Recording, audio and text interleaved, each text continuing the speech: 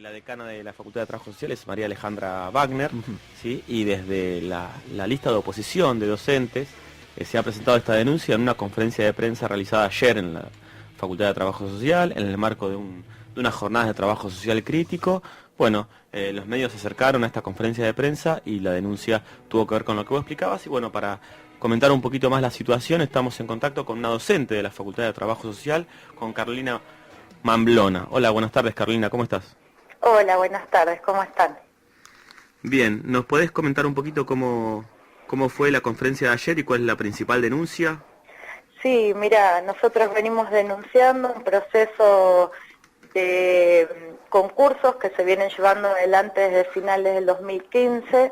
Muchos de ellos involucran a materias nuevas de un nuevo plan de estudio aprobado en 2015 y otras son de materias que ya veníamos teniendo.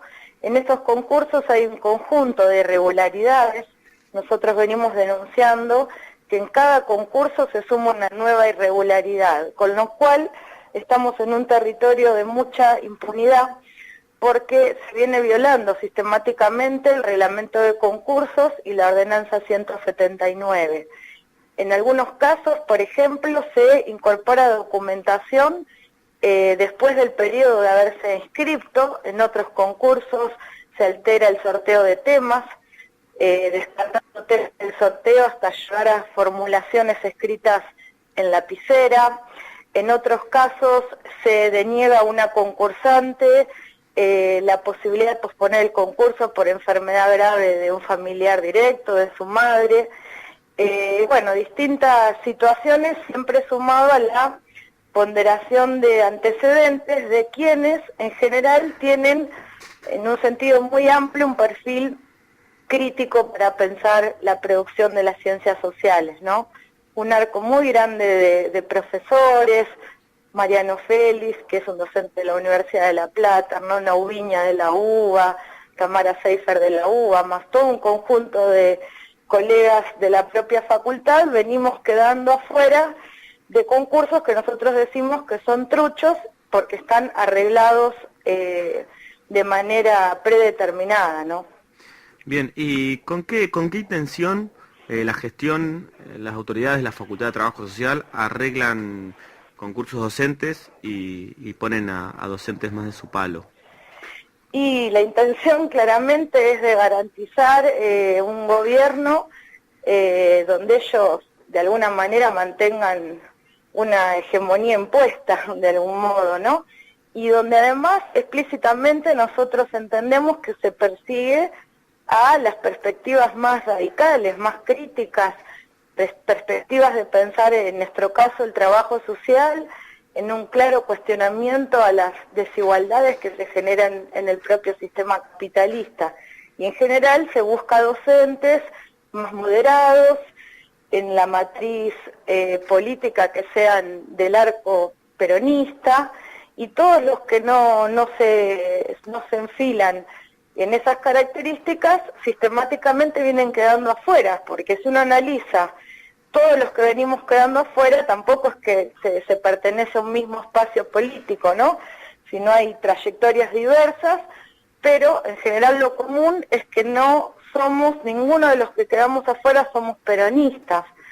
Entonces, bueno, ahí estamos ante un problema muy grave, por un lado de cómo entender el cogobierno, y es decir, el sistema de gobierno, digamos, colectivo que tiene la universidad a partir de la reforma del 18, y por otro lado, de los perfiles de enseñanza que van asumiendo las carreras, ¿no? Perfiles que tienen que mantener alguna crítica social moderada en una lógica de que el status quo se siga reproduciendo. Carolina, te saluda Facundo. Preguntas concretas de qué cantidad de concursos estamos hablando que están siendo objetados por ustedes, y bueno, ¿qué pasos se han seguido? ¿Ha habido algún tipo de apelación a lo que es el Consejo Superior? ¿Cómo se viene pensando eso? Mira, son 10 concursos en total hasta la fecha. En todos, en general, en casi todos hubieron dictámenes por minoría realizados por los estudiantes. Eso también lo queremos destacar porque es la voz del estudiante la que queda cercenada en cuanto a cómo también un estudiante puede aspirar a construir la formación. Esos concursos fueron en su mayoría apelados, impugnados en la instancia administrativa que nosotros tenemos, que es generar una impugnación que va a la asesoría letrada de la universidad. En todos los casos nuestras impugnaciones fueron rechazadas. En todos los casos, aún violando aspectos de los reglamentos administrativos, fueron rechazadas por la asesoría letrada, porque también nosotros sabemos que el gobierno de rectorado, de presidencia de la universidad, se apoya, y más en un año o en un tiempo electoral, se apoyan las gestiones que le dan los votos. Y desde ahí vienen garantizándole a la gestión kirchnerista de trabajo social, le vienen garantizando los concursos truchos. Algunos de los concursos están en un proceso de la justicia, en un juzgado de lo contencioso administrativo, que es donde los docentes tenemos que apelar. Paradójicamente somos uno de los, diría, únicos trabajadores que no tenemos acceso a la justicia laboral para buscar nuestras defensas, sino que tenemos que ir al territorio de lo contencioso administrativo, y eso complica aún más las cosas.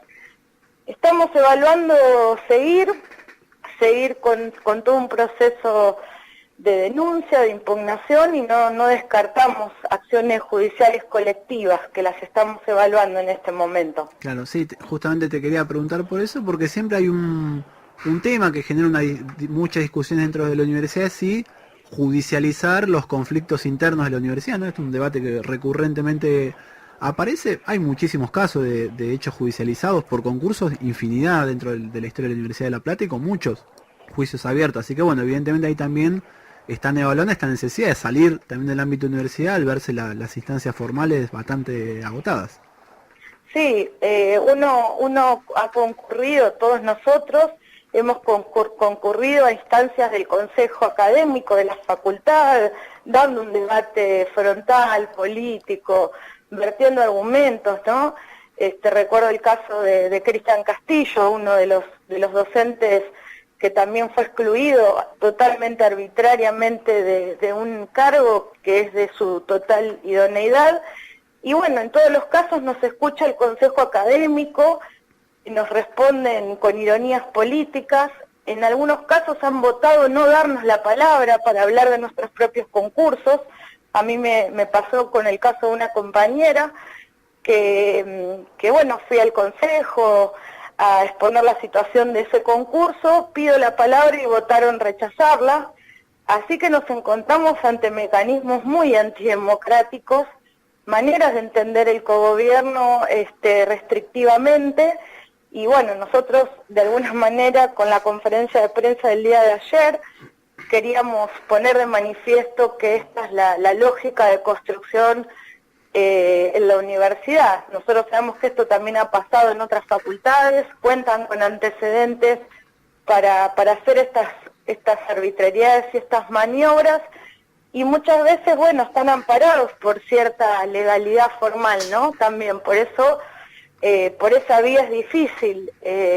No es que no sea demostrable lo que nosotros denunciamos, en todos los casos tenemos pruebas, pero no es suficiente para romper ese cerco jurídico que protege estas prácticas políticas antidemocráticas. Claro. Carolina, mi pregunta viene un poquito más en ese sentido. ¿Ustedes han tenido contacto con otros docentes o por ahí o has participado de concursos docentes en otras facultades? ¿Es algo normal en la UNLP que los concursos sean armados? ¿Así es como se manejan todas las gestiones? ¿O cómo sucede en el resto de las facultades? Sí, es un tema que nosotros venimos conversando también en el ámbito del gremio, en el ámbito de ADULP, y de alguna manera por eso nosotros decimos que son mecanismos de disciplinamiento académico, es decir, cuando hay voces disidentes en las facultades. Esa es una tendencia, diríamos, de mediados de la década del 2000, de 2008 hacia acá. No era una tendencia hegemónica en la universidad, pero en ese momento histórico para acá, de alguna manera, la idea es encorsetar los procesos de producción de conocimientos, ponerlos bajo una sola lógica, y el que no está de alguna manera disciplinado a eso queda por fuera. A nosotros nos pasa, ¿no? Todo este conjunto de docentes, nos pasa que no contamos muchas veces con las condiciones mínimas para desarrollar nuestro trabajo. Nos niegan aulas, nos niegan recursos, nos niegan diversos accesos, por ejemplo, a ser evaluadores en concursos de ayudantes. En general nos vemos excluidos de muchos aspectos de la vida académica, ¿no? Y en los concursos esto se ve con más notoriedad. Creo que el antecedente fundamental es lo que sucedió hace bastantes años en periodismo. En otras facultades hay en algunos casos más seriedad académica, y en trabajo social han decidido construir una hegemonía política impuesta por la prepotencia decimos nosotros, de los números de los consejeros que en el claustro docente, es decir, hay una lista mayoritaria que impone bajo esa lógica las decisiones que van tomando. De hecho, no hay asambleas de claustro, nosotros no podemos conversar estas decisiones en un espacio del cogobierno que sería fundamental, que es la asamblea del claustro. Hace más de 7 años que no hay una asamblea de claustro anual, para darles una referencia. Uh-huh. Te saco de tema y ya con esto concluimos, aunque está muy vinculado. Acá vemos un caso donde son debates políticos, disputas políticas, armados políticos en el marco de una institución educativa, en este caso de la universidad. Venimos de una semana donde la cuestión de la política y la educación estuvo muy en boga desde diferentes ópticas por todo el revuelo que se armó en torno al tratamiento en las escuelas del caso de la desaparición forzada de Santiago Maldonado. Una persona como vos, militante de la educación pública y demás, con tu experiencia, ¿qué reflexión se puede hacer en torno a esto? ¿Por qué la educación es eminentemente y esencialmente política?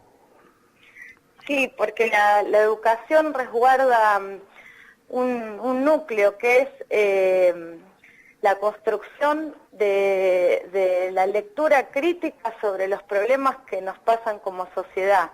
Y ese núcleo no hay que empeñarlo por ningún tipo de armado político, y por eso la universidad, junto a otras instituciones educativas de los distintos niveles de la educación, tenemos que favorecer procesos críticos, procesos fundamentados, procesos investigativos, pero no de cualquier cosa, sino vinculándolos permanentemente a los problemas que la sociedad actual tiene y que necesitan ser resueltos. Por eso también la desaparición de Santiago Maldonado nos interpela como colectivo docente, se han hecho una serie de acciones y nos interpela como sociedad, ¿no?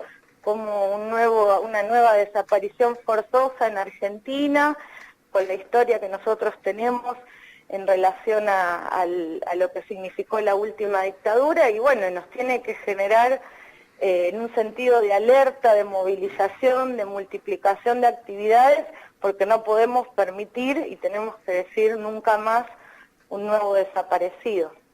Carolina, muchas gracias por la comunicación y bueno, suerte ahí con la denuncia.